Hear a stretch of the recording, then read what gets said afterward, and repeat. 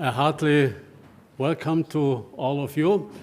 Thank you for coming to our not last event this year, only the last event for today, because also tomorrow and the day after, our institution will organize a few things.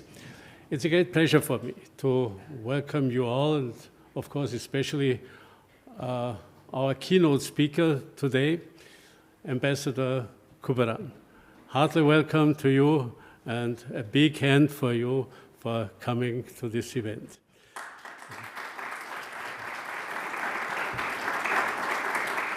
On the list I also have the Ambassador of Nepal. I have not seen him yet.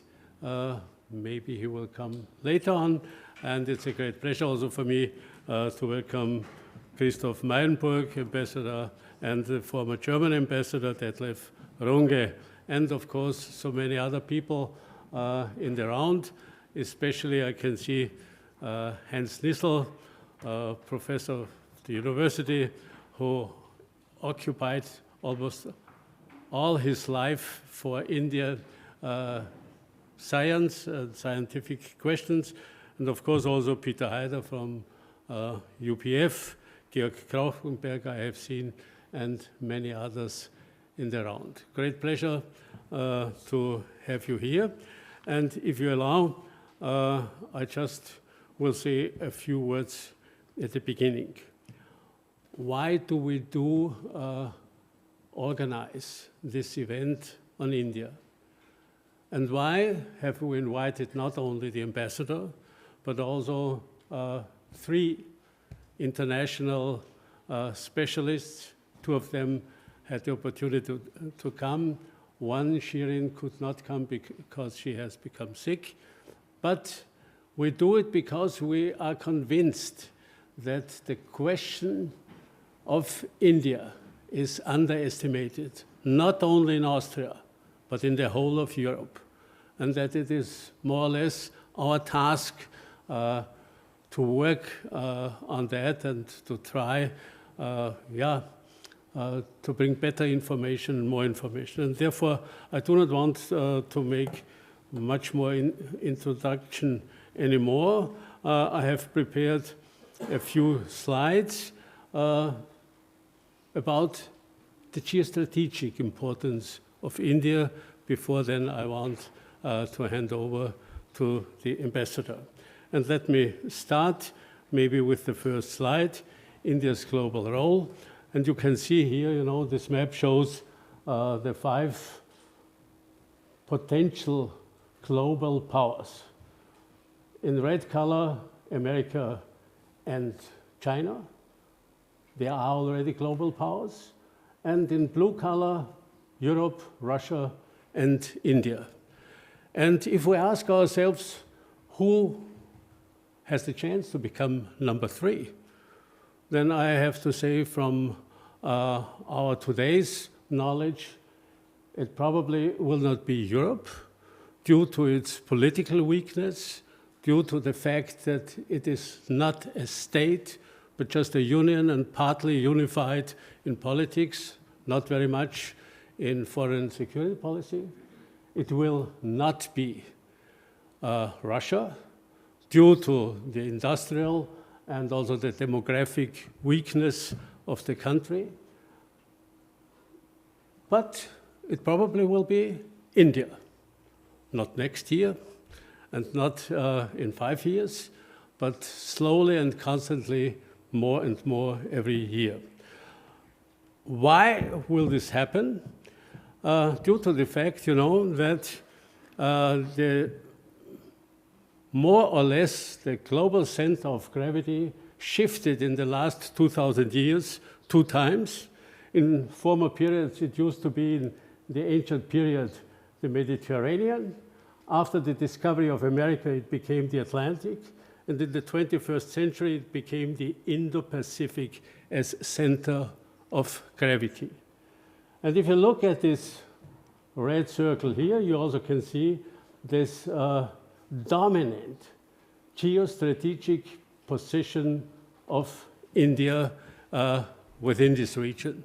that certainly is one of the most decisive factors.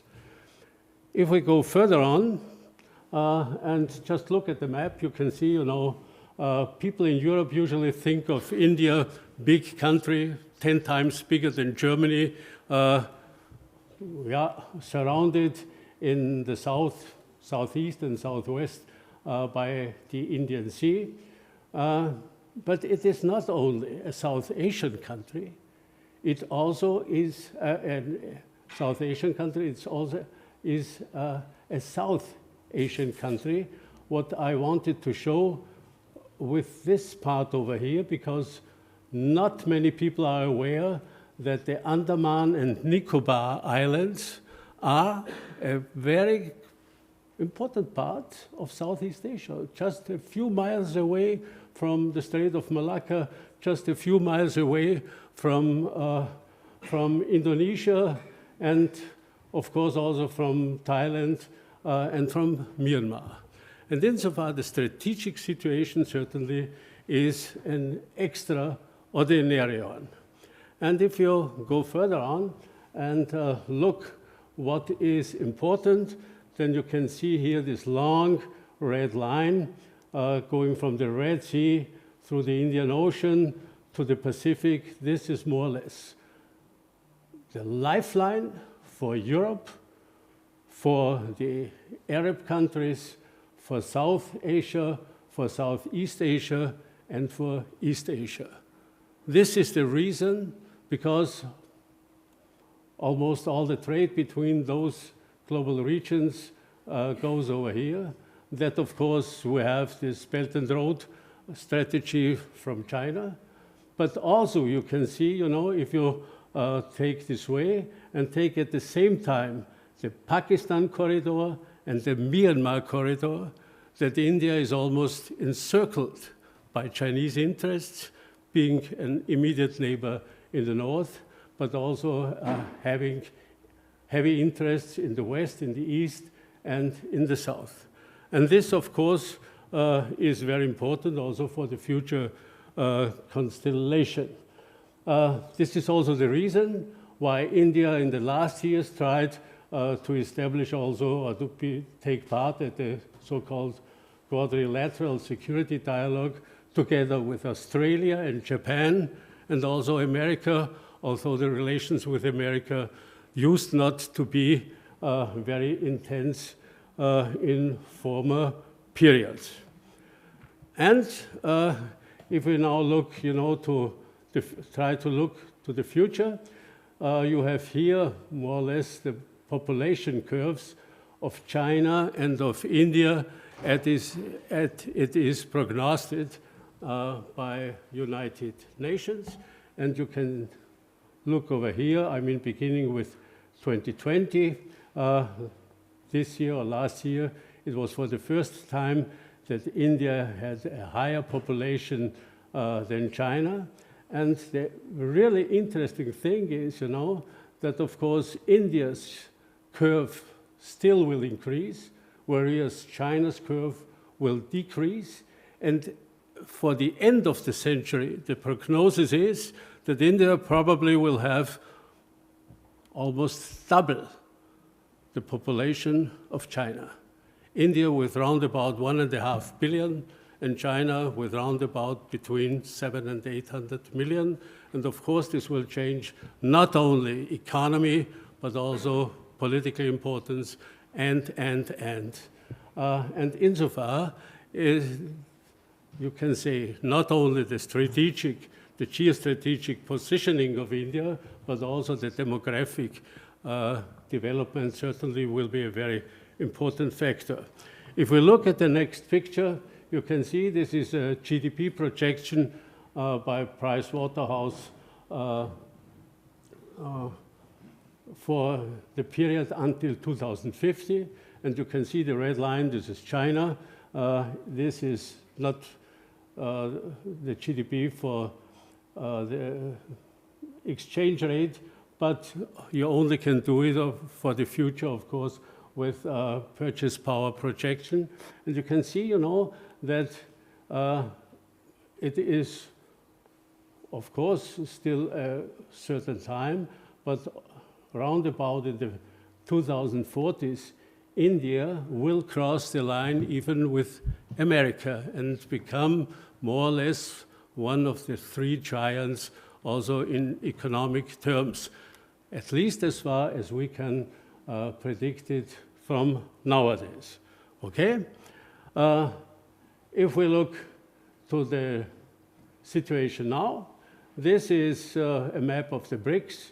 You can see, you know, that India is not only in competition with China, but also in some organizations together with China, with other countries, developing countries, and the BRICS certainly, by their enlargement, have won on importance, and it certainly is very important also that those countries sit together at one table and try to resolve their problems. In Europe, especially now with the Ukrainian war, there sometimes is a certain surprise that India still is keeping its very good relations with Russia. But if you look to the map, you know, you can see why this did not only happen in the past, but also will happen in the future. In the past, there is a historic strong relationship between India and Russia. And also in the future, you can predict that there will be a very strong relationship. Why? Because if you look to the three giants, the three Asian giants, Russia, China, and India, you can see Russia and India are very important, but they do not have a common border, but both of them do have a common border with China, and therefore it is very natural that they will try also to look at their interests, their common interests in this relationship. Okay, let me go to the last picture. What will be the geostrategic priority for India? If you look to the geostrategic situation, you can say that it will be, of course, everything that we call more or less the global south. It will be especially the region around the Indo-Pacific, the Indian Ocean and the Indo-Pacific Ocean, which means big parts of Africa, the Arab Peninsula, Southeast Asia, but also, of course, some countries in Latin America. And insofar, you can more or less predict that sooner or later, India will take a very important place in world politics due to its geostrategic position. Of course, it will have and will be confronted with many challenges because the demographic increase is not only a stronghold, but of course also quite some challenge, especially in the moment. But I mean, if you look back to the development in the last years, you can say that India certainly will have the capability also to master this problem. And in this way, I want to finish now and try to hand over to the ambassador. Before I ask him to come here and start his keynote speech, maybe just a few words to his person. First of all, you know, when you meet him in Austria, you are surprised about the way this perfect German language he's speaking. But this is not such a surprise because he has quite some diplomatic experience. He was in Asia, he was in Kathmandu, he was in South Africa, and he was twice also in Germany, in Berlin and in Frankfurt, and he really has learned his German language in a perfect way. But he also used to be ambassador in Morocco, at the Philippines, and now in Austria. And this is now the moment where I want to hand over and just once again want to welcome you very heartily. Mr. Ambassador, the floor is yours.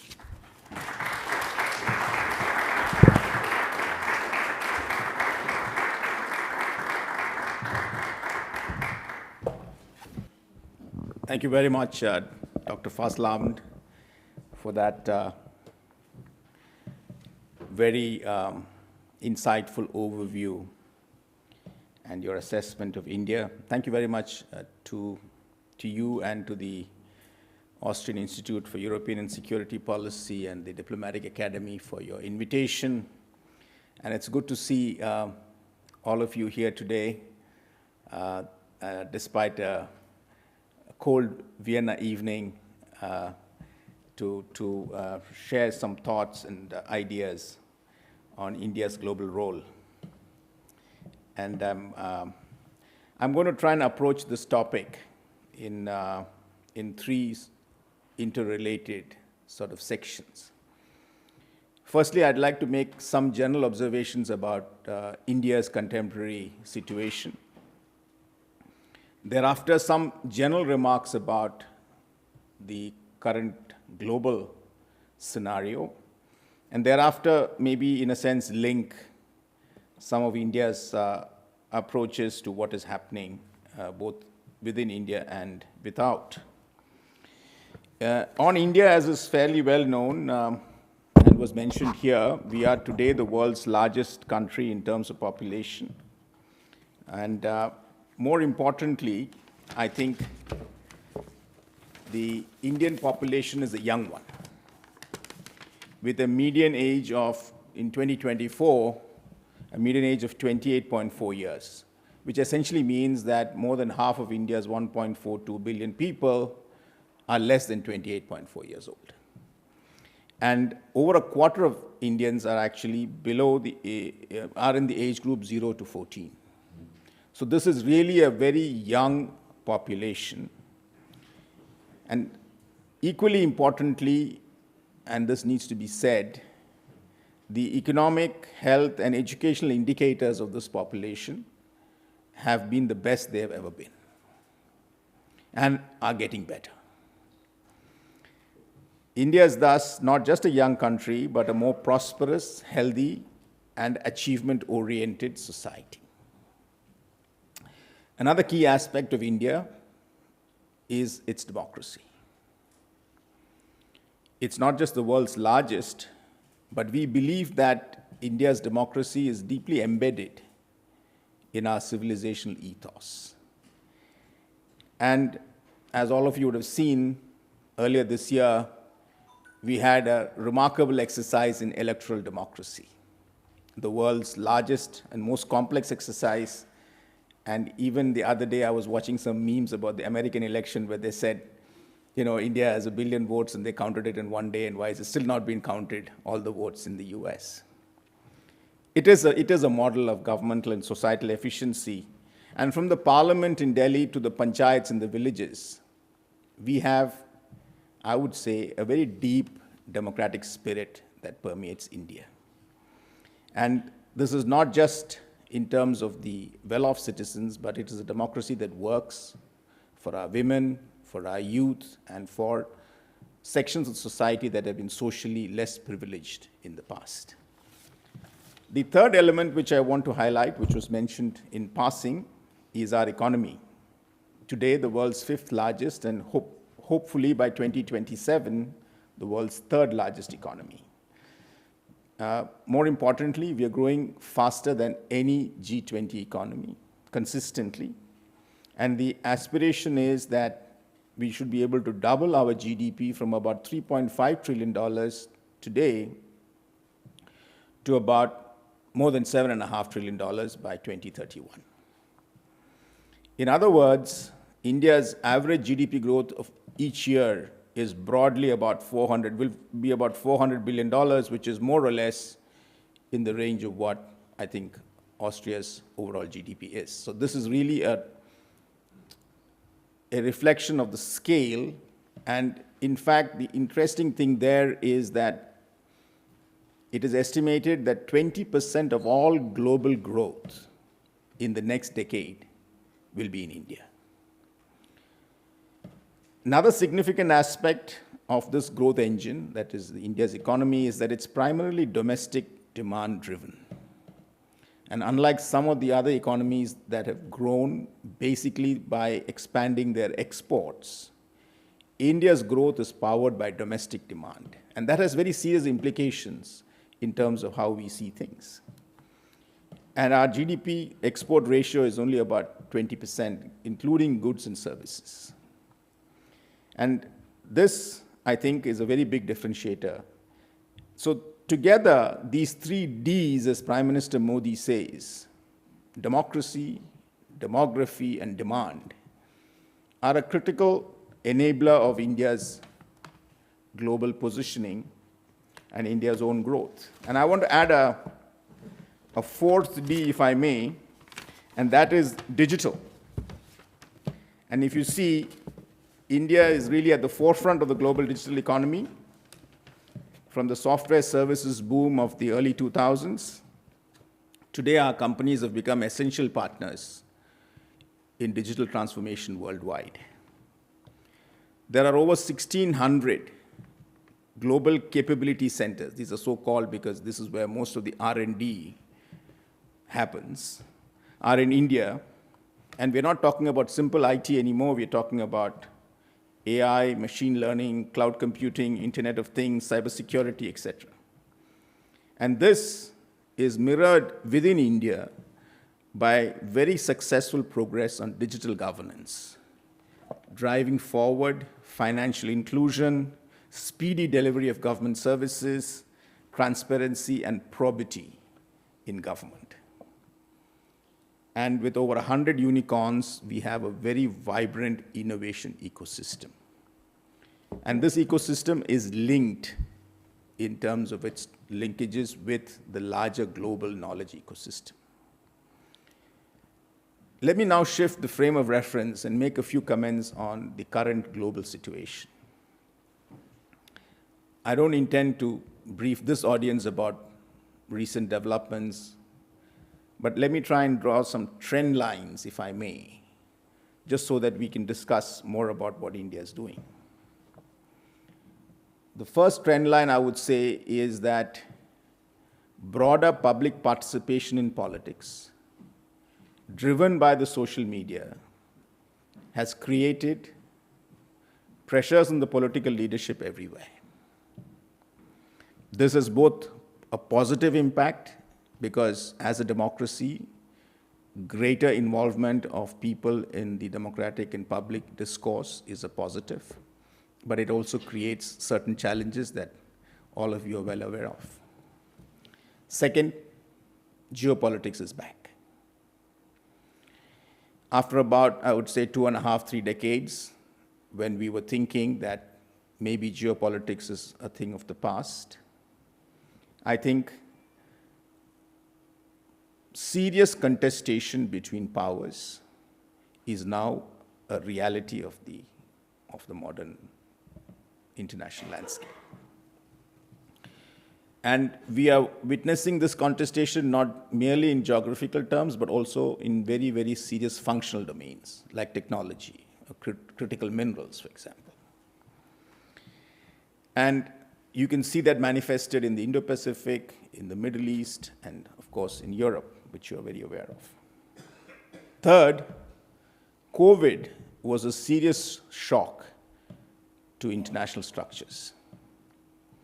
It exposed some fault lines, some new ones, and made some old ones even more visible.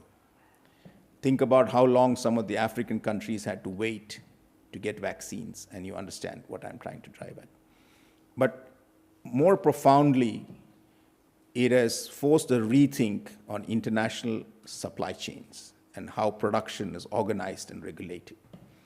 It has brought in the element of trust and shared values into economics, moving away from a non-political, if you will, discourse on globalization to a more nuanced and more politically aware approach towards how economics is structured. And this, I feel, will obviously produce winners and some losers. And this is a process that is currently underway. 4, irrespective of your ideology or interests, some issues necessitate global cooperation. Not cooperating in the broader global context is not really an option for any country or group of countries. You think about the climate change crisis.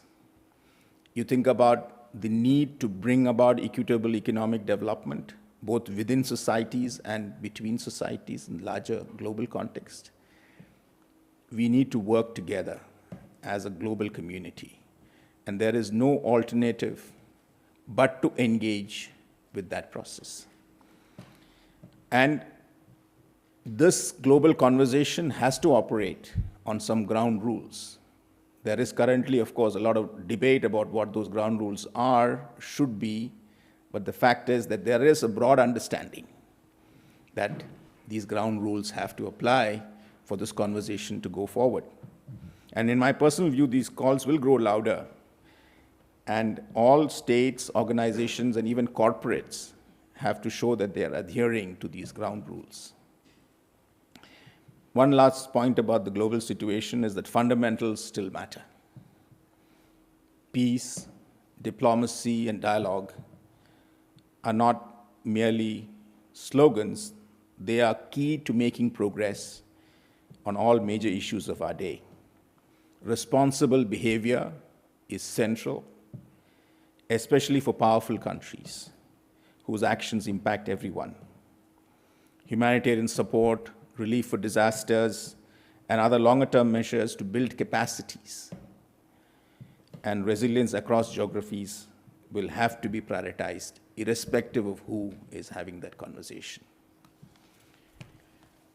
Now, to move on, after those broad comments on what one sees as key trend lines in the global situation, what does India do? What role can India play? And what are we doing already? Here again, I don't want to get into a long discussion. I'm sure that there will be more conversations around. But let me just make a few summary observations so that we can discuss further. Firstly, as 1/6 of the world's population community, a strong, growing, and democratic India is automatically a factor for stability and economic development worldwide. India's success underlines that economic transformation is not just possible, but better done in a democratic framework. And I think this is a very important point that needs to be stressed, because there have been arguments that democracies and development don't necessarily go together, especially in the developing world. India's pace may have been slower, but I would argue that it is more inclusive, more ecologically sustainable, and will likely be more durable than any non-democratic alternative. Second, India is and it will be a global powerhouse of talent, which will drive our digital and knowledge future. The success of the global capability centers I mentioned, but you look at Indian professionals abroad, and in fact, the very mobility that the modern economy is driving will make this more and more likely. And India's markets and India's growth, as I mentioned, are opportunities for all countries to exploit. Thirdly, geopolitically speaking, India is part of the solution, and we are definitely not part of the problem. We have sought to maintain ties with all countries and in multiple frameworks. And we are currently one of the few countries with the ability to speak to all countries, to all parties, and to help with channels of communication where needed. And we've shown that we're willing to do so in as much as the parties concerned wish us to engage, and often even beyond that. And we recognize that solutions have to be found at the negotiating table and not on the battlefield. As Prime Minister said, this is not an era of war. Fourth, India will continue to champion the interests of our fellow developing countries. The changes in the global order cannot lead to a scenario where the less developed countries again have to pay the price. From our vaccine maitri, vaccine friendship during COVID, to our humanitarian assistance and disaster relief activities from the Pacific to East Africa, we have been helping in emergencies. We will continue to assist our developing country friends in building capacities through programs such as our ITEC, which have trained more than 100,000 public professionals in the past few decades. And we hope that our cost-effective and need-appropriate technologies, especially what we've achieved with digital public infrastructure, can be scaled up and taken to the rest of the world. And we feel that the developing countries can benefit from this digital transformation. Lastly, India will both support the global good and contribute what we can to address our shared challenges.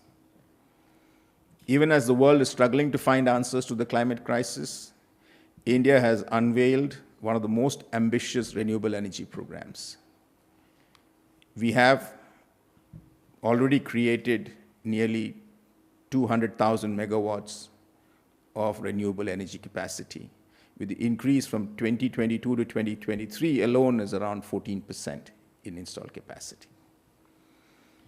And we strongly support initiatives such as the International Solar Alliance, the Coalition on Disaster Resilient Infrastructure, the Lifestyle for Environment, and so many other initiatives to try and create a sustainable future. Yes, we would like to see early and decisive changes to international structures, such as the United Nations and its Security Council. And we would like to see these mechanisms that are there, multilateral mechanisms, gain momentum, such as we did during our presidency of the G20 last year. And since we are in Vienna, one of the capitals of multilateral dialogue, we hope to see a multilateralism that allows more space for developing countries and for their development. Before I conclude, I should say a few words about the India-Austria partnership. I'll be very brief. I think we are at a point of decisive progress. We had a very successful visit by Prime Minister Modi in July. The political dialogue at the highest level underlined very great similarities in our approaches to global issues, and our perspectives have a good match. And there are excellent synergies, I would say, in terms of the economic and technological partnership that we can build. Austrian tech meets Indian scale and spurs shared innovation. And there is much to report on this, but I think that is the subject for another discussion, which we hope to have later. Thank you very much, and once again, for being here.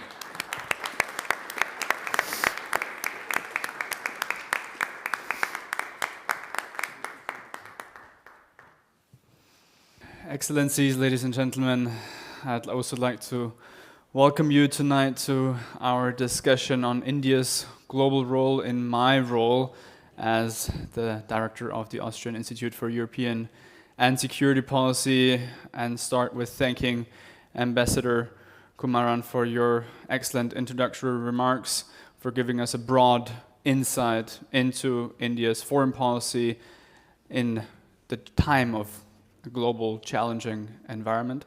And also special thanks to President Fasselabend, the president of our institute, the AIES, for your introduction, for showing us your very illuminating slides to give us also a better understanding of these current developments. You have mentioned the underestimated, even underappreciated role maybe of India in Europe. And in preparation for my introduction today in my role as a moderator, I have very briefly been taking a look and researched the India's perception, the perception of the Indian people on this increased geopolitical relevance and role of India. And I think that there is more awareness and more confidence of the Indian people. And let me just show and share with you a couple of numbers. Yeah? Over 60% of respondents in a recent survey stated that India's global status has increased and risen since President Modi assumed office in 2014. And the same poll also said that most Indians believed that the country had progressed to promote its cultural capital, its status as a world leader, but also its attraction for tourists, but also foreign investors. And in February 2024, another poll also suggested that 9% of all participants in that survey responded that President Modi will be remembered first and foremost for his contribution to raising India's global stature in the world. And in addition to that, 33% of Indians also believe that India is the most influential country in Asia. So we see here that this underappreciated role or perception in Europe is certainly not shared with the Indian population. However, we will have the chance to discuss the topic of India's global role in depth with two excellent speakers tonight, and this is why I would like to welcome our two speakers to join me here on stage. Unfortunately, Ms. Shirin Nassar could not join us due to personal reasons, but I'm very happy to introduce Dr. Christian Wagner, Senior Fellow.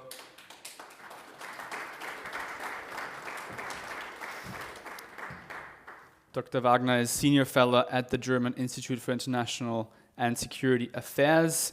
Your area of expertise includes Asia, security and defense policy in general, but your focus is on India's foreign policy, its democratic change, minority conflicts, and your recent publications, amongst others, include India's SDGs between nationalism and development, the foreign trade agreement between EU and India-Taiwan relations. Maybe we can also have some time to go into the details of your recent publications. And secondly, Richard Ghiasy from Leiden University, the Asia Centre. Thank you very much. Richard, your research focus lies on Asian geopolitics and geoeconomics, but also revolving around the relationship between China and India, EU's strategic interest in Asia, and you have provided policy advice to the European External Action Service, the European Commission, and the OSCE, amongst others. Thank you very much, gentlemen, for being here with us, for sharing your insight. I would like to start with you, Christian Wagner. Maybe you can give us your perspectives, your insights on this question of India's global role, maybe also in a more regional setting. Has it indeed been as progressive, as forthcoming as we have heard in the previous statements? Yeah, dear Michael, first let me thank you and the Institute very much for the wonderful invitation coming back to Vienna. It's always a pleasure to be here.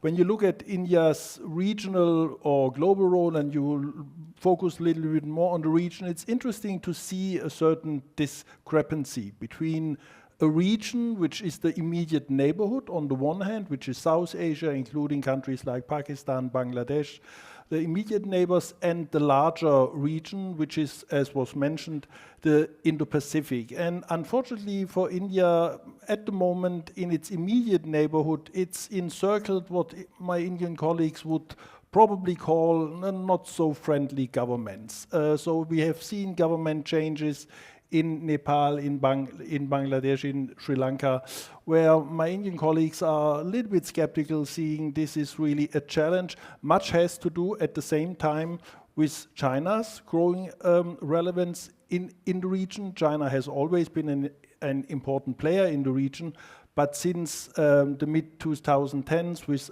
BRI coming up, we have seen this massive investment in many countries of South Asia, also with some negative consequences. So this has led to a situation where you can say India has lost at least some of its influence in South Asia. The picture is totally different when you look at the Indo-Pacific, as was pointed out.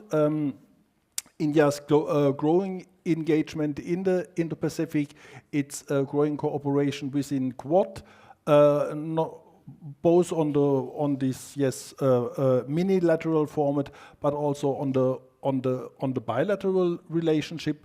India has a very strong economic and political cooperation with countries of Southeast Asia. It also has intensified its relation with the Middle East and with Central Asia.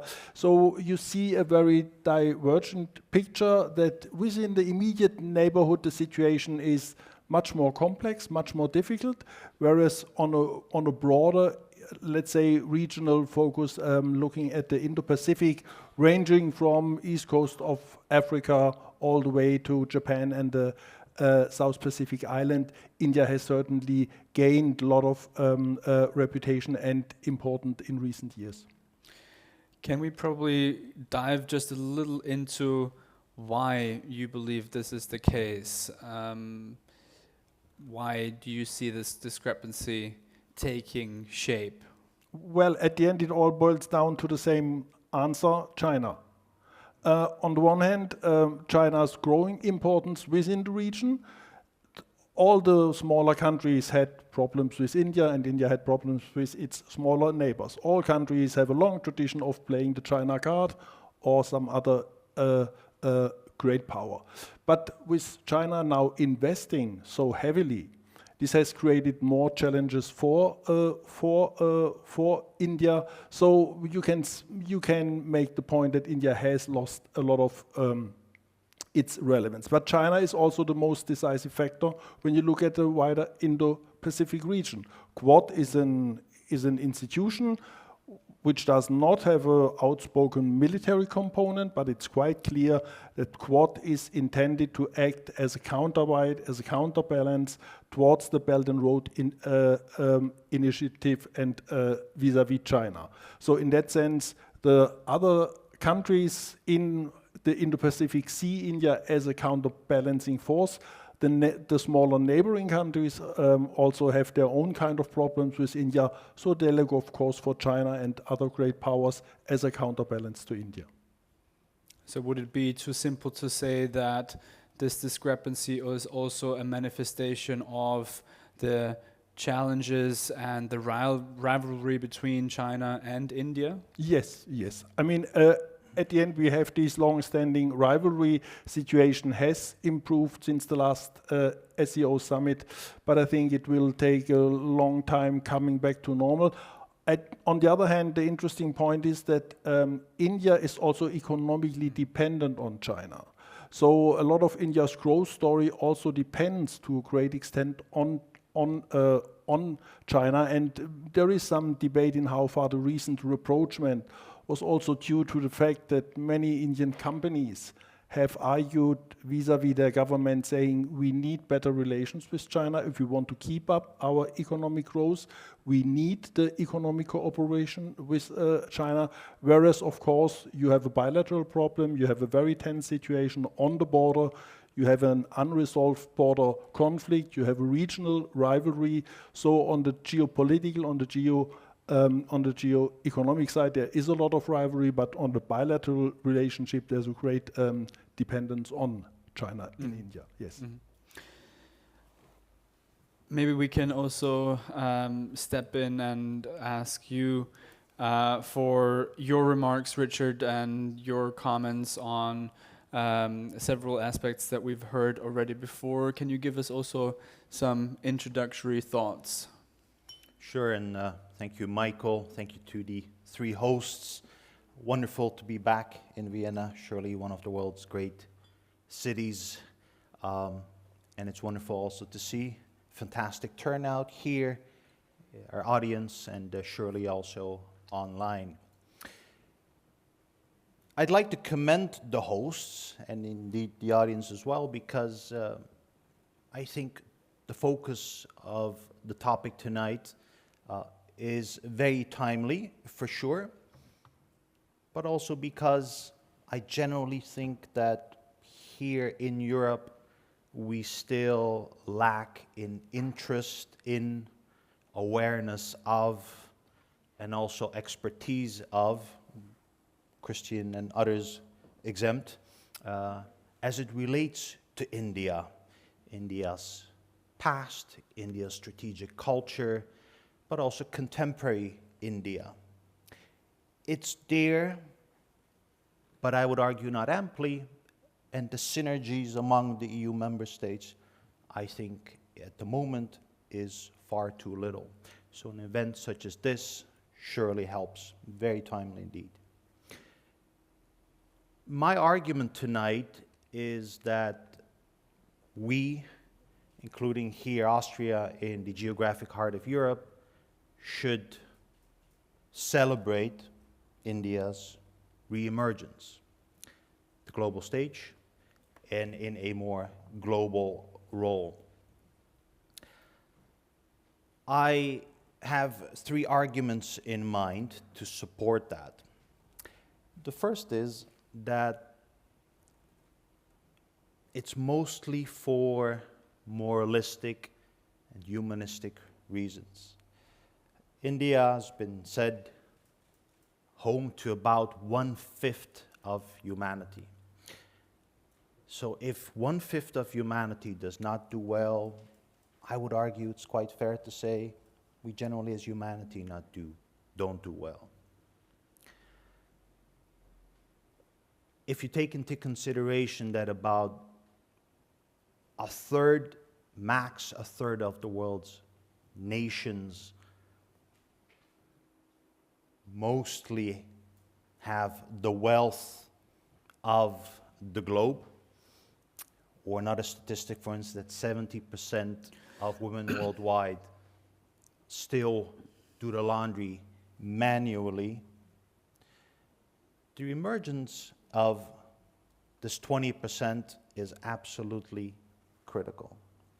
It's also critical, I think, because I think Mr. Ambassador referred to it as a democracy.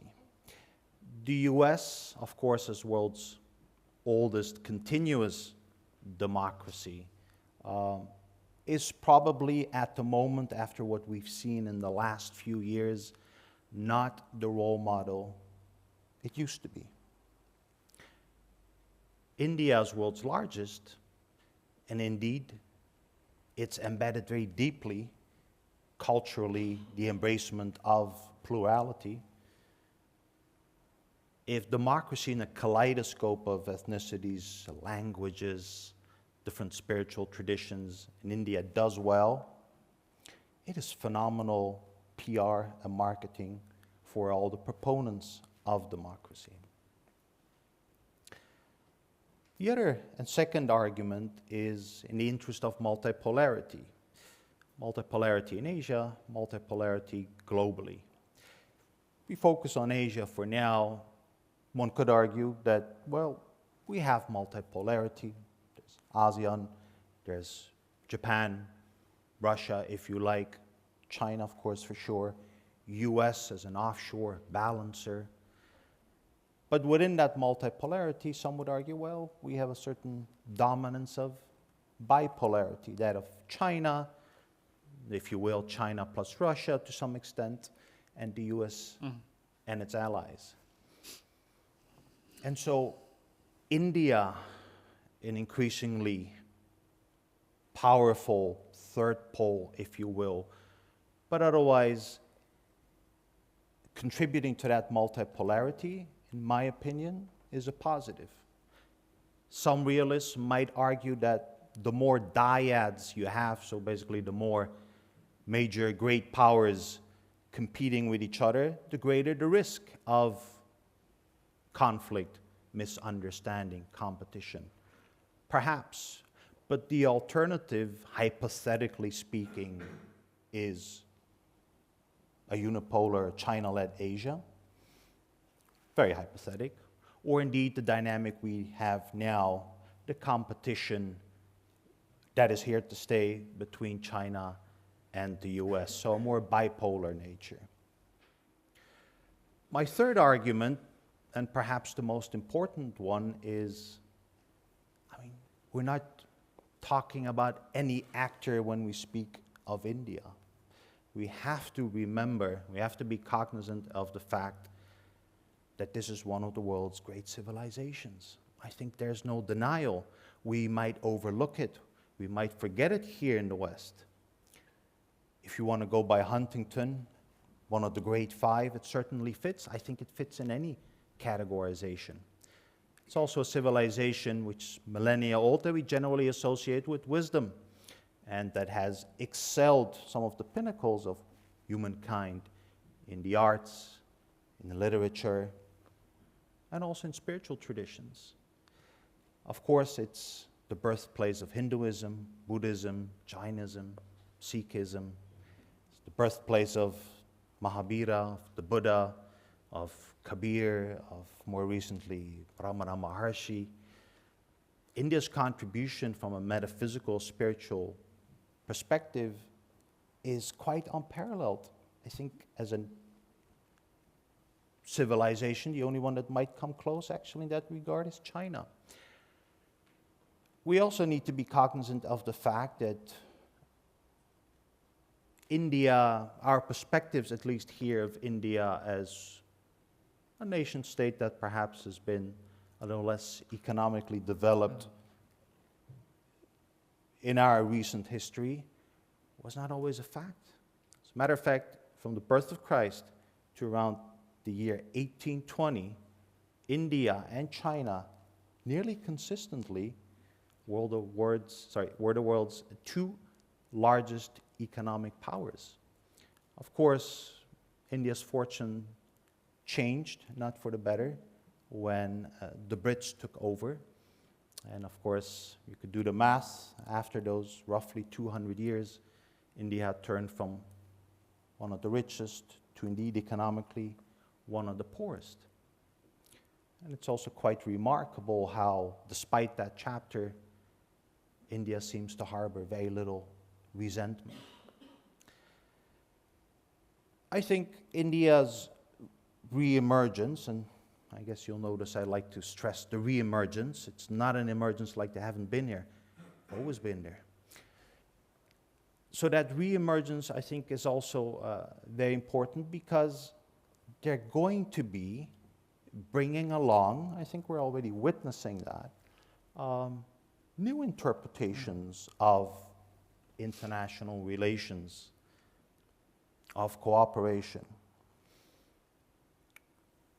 Peace, dialogue, inclusivity at the table was mentioned, prioritized over the battlefield, for instance. India speaks of one earth, one family, one future. I mean, truth be told, we here in Europe never mentioned the world as one family. Neither has the US. And if you then consider that, of course, India, together with China, I would argue, can be considered as one of the two leaders of the global South, such principles, such thinking, including on security, cooperative security, for instance, these nations that will, I think, increasingly look up to India, they're probably going to be infused by these new interpretations and prioritizations. I think at the global stage, it's a very potentially positive development. Now, of course, I think as Dr. Fasselabend also mentioned in his presentation, it's going to take a while before India is able to exert that level of influence economically, geopolitically, in its values. But normally speaking, it's a matter of time. And so, in sum, I would argue that, generally speaking, can't predict the future on the turns and twists of Indian foreign and security policy, but by and large, I think we should indeed rejoice India's return, India's more global role. But I think one thing that we need to keep in mind is that India will be doing this on its own terms, and it will be doing what it thinks it's best for itself and for the world, without necessarily aligning with any of us. And who could blame it? So, thank you. Thank you very much, Richard, for also your remarks. I think is very interesting and relevant because when talking about India's global role or India's regional role, maybe most of us would not have expected that element, that argument of also looking at the civilization, this more philosophical or spiritual aspect. But I'd like to use the time that we have left to indeed go into some sort of a discussion. I know, Christian, you've noted down a couple of points. Maybe would you like to comment, or would you like to give us also your 2 cents with regards to what we've just heard from Richard?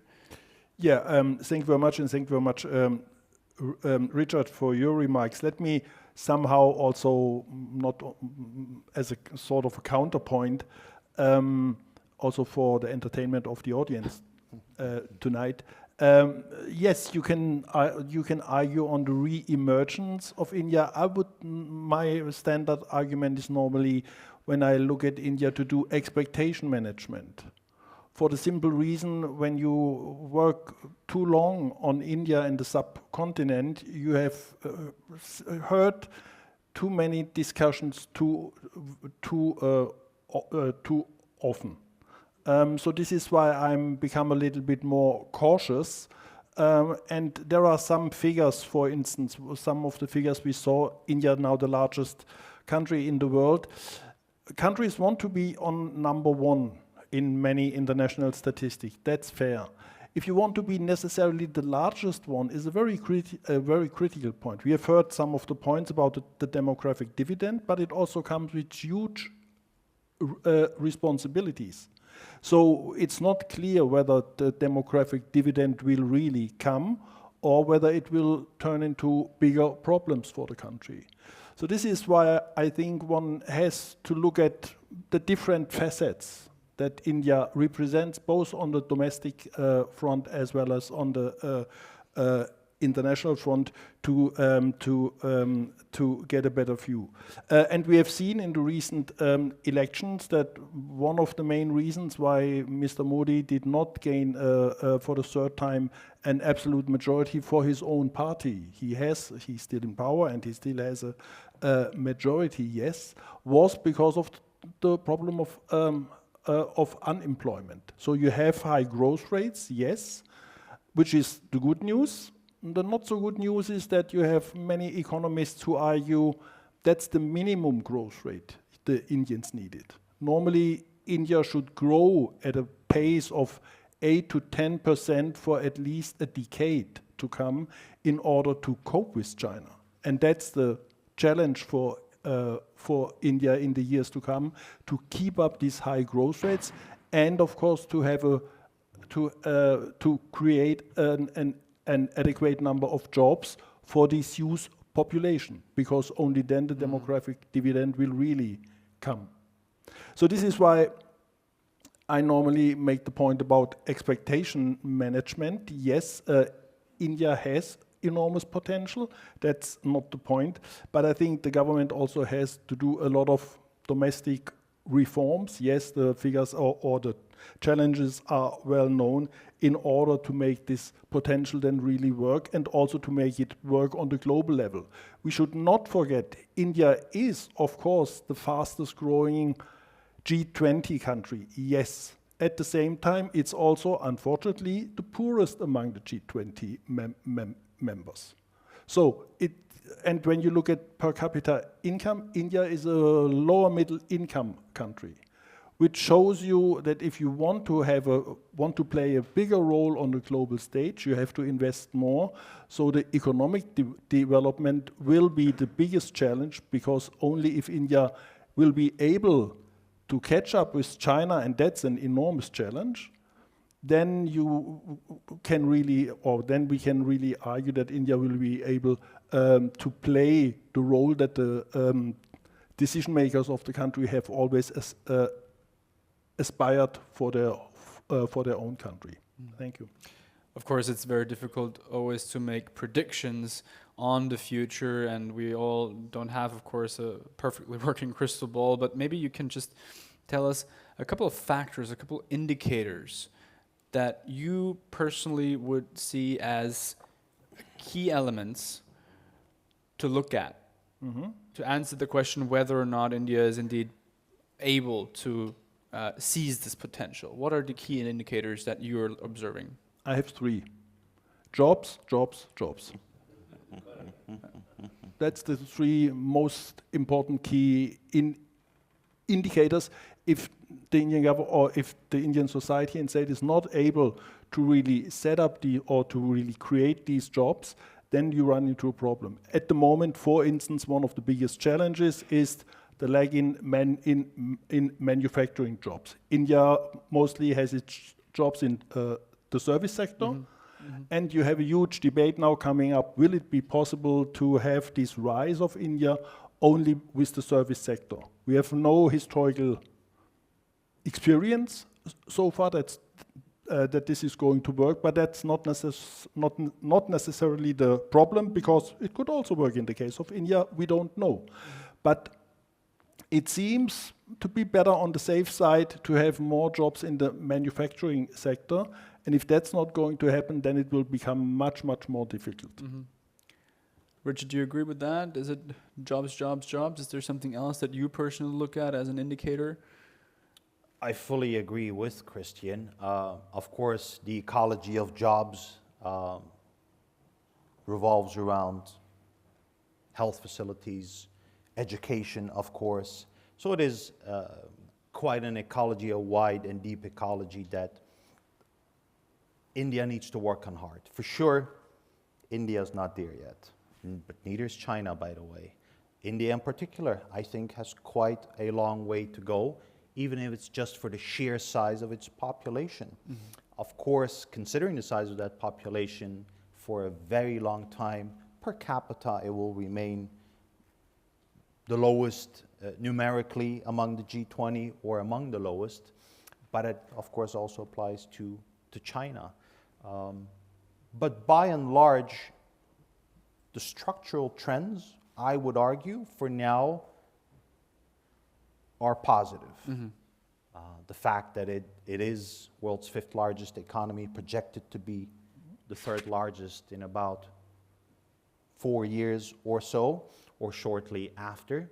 The fact that geopolitically, generally, it's a very favorable time for India, from Japan to the US to us here, the receptiveness, engage with them also as an alternative market to China.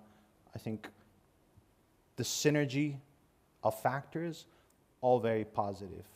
But yes, I would like to reiterate that the Indian authorities have a massive challenge at hand in indeed tapping the talent of that very young population, making sure that dividend is indeed a dividend and doesn't potentially become a burden. Ladies and gentlemen from the audience, I know that some of you might have questions already, so I'll open the floor for the first round of Q&A session. The gentleman here in the 2nd row. Yes, we have a microphone for you. Just give us a second. I mean, a few words fell. Europe underappreciated India, then India and China. And I spent 35 years in the US, and I have a viewpoint of India and China. The United States, for the last 40 years, picked the best brains out of India, and were able, with these brains, to maintain a technological advantage. We, for instance, I worked for a technical company with 10,000 engineers in Pune. So does Microsoft, etc. We don't see that from Europe. When we outsourced to India, intellectually. We outsourced to China manufacturing. It's basically labor. And that's the difference between India. Yeah. India has a good school system. There's no language barrier. China has a language barrier, typically. The question is, what's the issue with Europe? It seems like Europe missed the boat for the last 30 years to stay technologically advanced, to take advantage of that education system in India, of basically, I don't want to say cheap engineers. The rates were very cheap in the 80s. Now they're higher. But in the US, we have all the way to CEOs, Indian engineers. Yeah. And we don't see that in Europe. Yeah. And I think we're losing out because of that. It's a good question, the role of Europe in general, but especially also in the tech field. We have one more gentleman here in the back. Yes? My name is Günther Fehlinger. My question is about the I was very optimistic actually about the free trade agreement between the European Union and India until basically the start of the war in Ukraine. And now, sadly, unfortunately, India has chosen the Russian side. And that's very negatively surprising now for me. And I wonder why that is. And also the question then concretely, when you see that President Trump has basically now threatened 100% tariffs for all the countries who support the BRICS currency, and Prime Minister Modi was in Russia now at the BRICS summit in Kazan recently, and he has celebrated this BRICS currency. Is it not time for Europe also to join this movement for 100% tariffs against all the BRICS countries until they really choose the side of Ukraine and freedom against genocide? And please, India, come back to us, come back to the free world. Thank you. And there's a gentleman here also in the center. We will have time for one more round of questions, but was there a question from here, from the, yeah, please.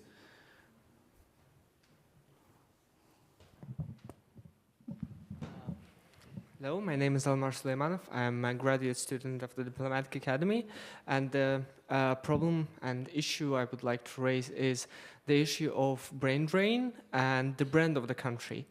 In 21st century, it's not enough just to be a biggest country by population or by economic growth. It's also how the world sees you, how people, especially young people, tries to enter your country.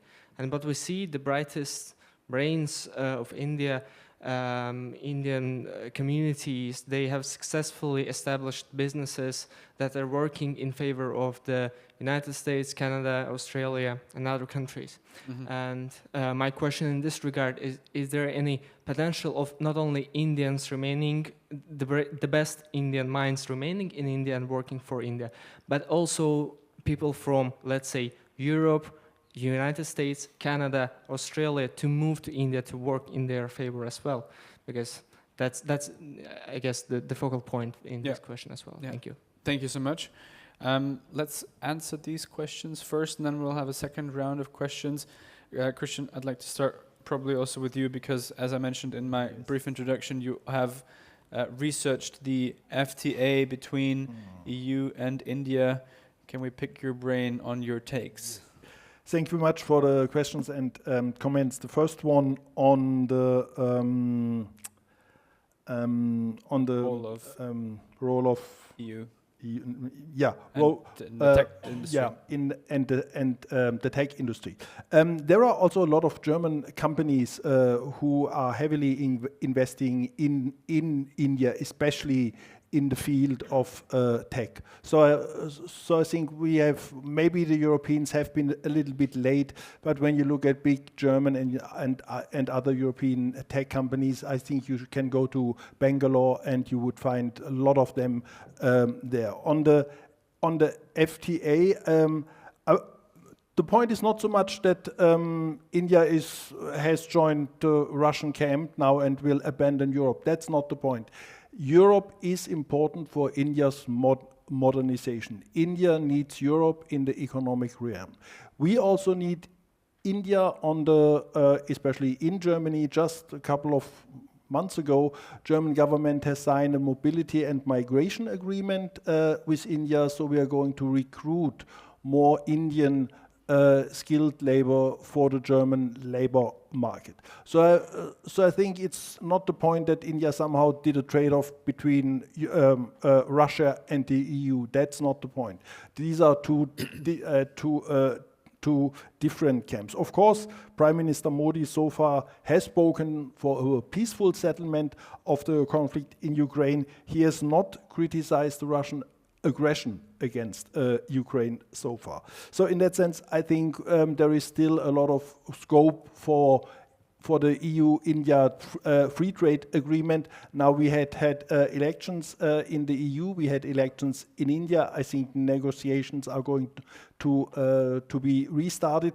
Of course, there is a debate, and you have, when you followed the recent visit of German Economic Minister Habeck in India, where he made a remark that the challenge is also on the EU side, because the EU normally wants to negotiate very comprehensive free trade agreements, which include some bitter pills for the Indian government, which finds it extremely difficult to sign clauses on sustainability or labor standard and other things. So I think the negotiations will continue. It will be extremely difficult. It will be slow. I think an agreement is necessary, because from a geopolitical point, failure is not an option for both sides, because keep in mind, it's the second time that EU and India are negotiating such a free trade agreement. So there is a certain, I would say, political pressure on both sides to really bring this to a successful conclusion. On the brain drain, yes, when you rightly pointed out all the talented Indians leave the country to set up their business, it shows you the difficult business environment in India, it seems, for Indian companies. What we see, as I've just pointed to, is that you have European companies coming, trying to get access to the talent pool of the country. Manufacturing is still slow. We are now seeing more German companies trying to go to India. German companies trying to diversify their risk, trying to leave China and set up their business in other Asian countries. India is one destination. It's not the only destination. So which brings us back to the question, what about reforms? And India is, of course, then in a competition when companies move out of China, want to go to other destinations. India is in a competition also with Southeast Asian countries. Mm-hmm. So this is why you have the phenomenon that normally, it points to the fact, or what I've started, or what I said earlier, it's all about jobs, jobs, jobs. So the moment you would have better domestic situation in India, more Indians would probably stay at home and get better positions in the domestic labor market. Mm-hmm. Richard, some of your remarks on these questions as well. Would you like to comment? Absolutely. What Christian has said? Yeah, please. Sure, and the question specifically as well. On the EU, somewhat shifting our focus from India to the EU, falling behind in tech in particular. Absolutely, we've already fallen behind. I mean, if you look at tech, soft and hard, it's virtually entirely US dominated, and when it's not the US, it's China, including in most of the world's next-gen technologies. If you take away perhaps Dutch ASML, German SAP, handful of others, and also looking at more traditional industries, by the way, car manufacturing challenges, we are at risk, or perhaps we're already there, of this beautiful continent and garden being a nice nursing home where tourists come and take pictures, but where most of the tech indeed is designed and developed by mostly the US, China, and indeed, looking down the road, it's very conceivable that India will be that third major actor in tech. I think it's highly conceivable. But India is not, in my opinion, a solution to our tech woes. Of course, there are synergies of scale, cooperation, talent, these issues that we've discussed, but ultimately the problem lies here in Europe, a very serious problem indeed. I think on the EU-Indian FTA, it's been going on for quite a while, for sure. I think the link with Russian side, I fully side here with Christian as well. India has not opted to side with Russia, plain and simple, except they don't want to condemn the invasion to the extent that we here are. And for some reason, who could blame them? We need to look at the history here as well. India's had very good relations with the Soviet Union, with Russia for most of the last few decades. And in those decades, the US led West in India's most difficult moments did actually not side with India, did not support India. So why should India necessarily now side with the position that we here in the West take on Russia? Brain drain, I think, was the last question. I think you may have heard it, better some brain than no brain, right? As in, the Indian diaspora has done remarkably well overseas, especially if you actually compare that to a lot of Asian, Chinese Americans, for instance. A lot of the MNCs in the US, for instance, not with us here in Europe remarkably, but in the US are actually headed by Indian citizens or citizens with an Indian background. They've done remarkably well. That talent, that network, that expertise, they can take back home as well. The diaspora that is educated outside of India, of course, as well, the experiences they get, the knowledge, I think that is all indeed priceless. And probably, you often even see it in DC, in political DC, how American citizens with an Indian background do extraordinarily well. Probably no other diaspora has done as well in that context in the US as India has. Now, for sure, and it goes back to the point that we've discussed earlier and that Christian's made about jobs, and to which I added indeed jobs and education. For sure, the Indian authorities need to work on that hard as well, to educate their young, bright, talented population, but also to employ them. But the fact that others, some of them might want to venture overseas, I think that'll stay, right? As long as we have that possibility, for sure. You see that among Chinese, by the way, as well. Finally, if I may, just because I think the gentleman in the back also made a remark about the tariffs and Trump and the 100%. Of course, if he were to do that in his administration, with so many nations, massive inflation for the US, it's a good bargaining position to begin with. I'm not sure if it's quite conceivable, but we need to realize that a lot of these actors in the non-West, India included, China for sure, and others, they're not really content anymore with the dollar hegemony because of the unilateral sanctions, the cutoffs from, for instance, the SWIFT system. And so whether Trump to some degree might, discourage this direction of a lesser dependence on the US dollar hegemony, by and large, I don't think it's a tide that he can stop. There are way too many actors who want to see differently. We have time for one last round of questions. The gentleman here in the third row. My question would fit to the earlier batch questions, and I'm citing to my foreign minister. He says that Europe problems are for the world problems, but the world problems are not for the Europe. How are the European leaders looking at this, and how are the European leaders looking at the leadership of India in this global growth? Thank you. Professor, please.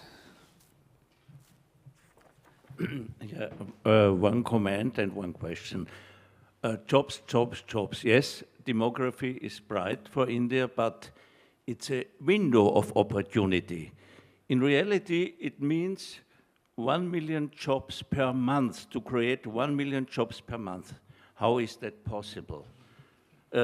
Adding to that, billions of dollars go into high-tech evolution in India, and not in small jobs for people coming out of farms, land laborers, and so on. So we have 580 million workable peoples. We have only 5 million people in the famous IT industry.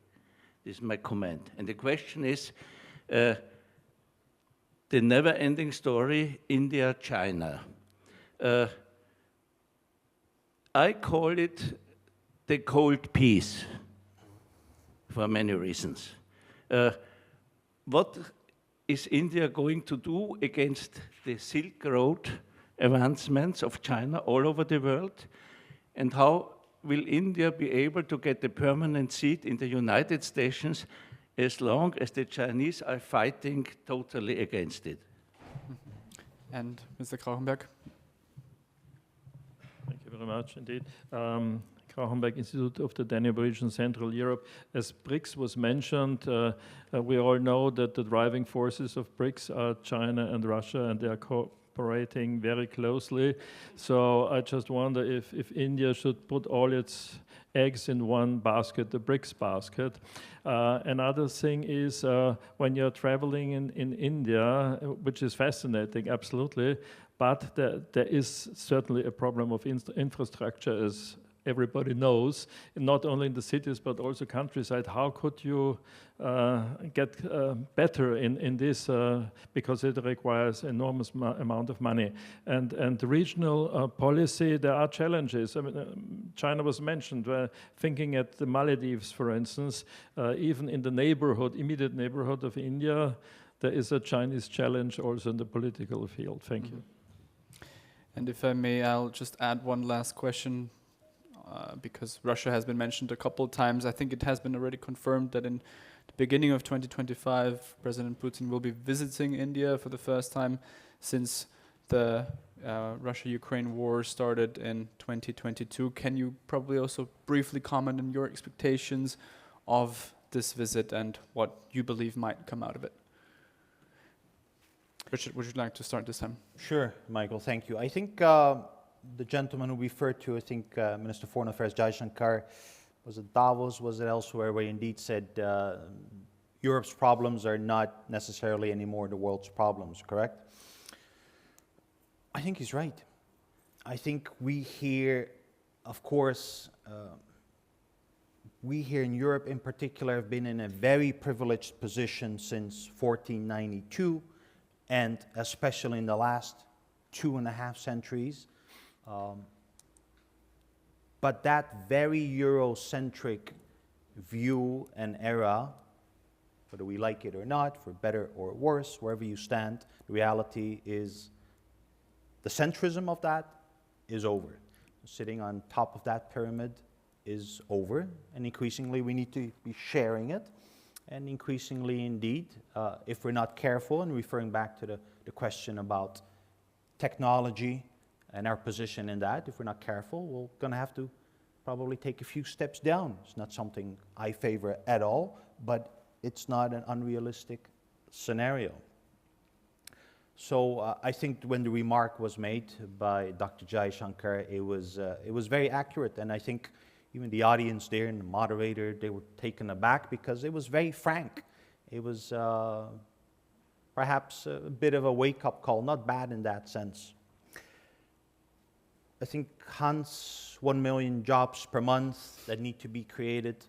Indeed, statistically, most of the Indian labor force actually still works in and on the field. And Indian formal small, medium enterprises, formal, especially medium, could definitely use a boost. Of course, creating a bit of a better balance between the large conglomerates, fairly often family-run, family-controlled, with indeed smaller structures. That is a massive challenge. I think you also referred to the Sino-Indian relationship, Cold Peace. By and large, I would argue, Asia is large enough for both of them to be stable, content, prosperous, and safe. They've lived side by side, although those borders were barely ever as direct as they are now, direct borders, for millennia. There's no reason why, considering their wisdom, their priorities, they couldn't continue to do that. And I think the relationship will sometimes be warmer, pre-2020, a little colder 2020 now, but as you know better than I do, at least it seems to be recalibrating a little. On the UN Security Council, fully agree. I mean, it is ludicrous that the African Union, India, ASEAN, a number of other actors are not represented there. China, of course, like India, speaks of inclusivity, of shared future for, they call it mankind, I would call it humankind. And if they really favor that inclusivity and the whole notion of indivisible security, then for sure, they should be welcoming India as well. Of course, the whole dynamic of the P5 is problematic, and the problem is not just China, in my opinion. Otherwise, if I may quickly, I think the BRICS, the gentleman behind Hans, I would argue, and perhaps Christian has different views, but I wouldn't say that India is putting all its eggs in the BRICS basket. The BRICS, of course, roughly 40 countries have lined up to join them. That's quite a feat. But aside of that, India is basically involved in any real multilateral body, whether it's more Asia-centric, such as the SCO, a bit more BRICS or others, or SARC, if you will, but also beyond that. Quad was, for instance, mentioned.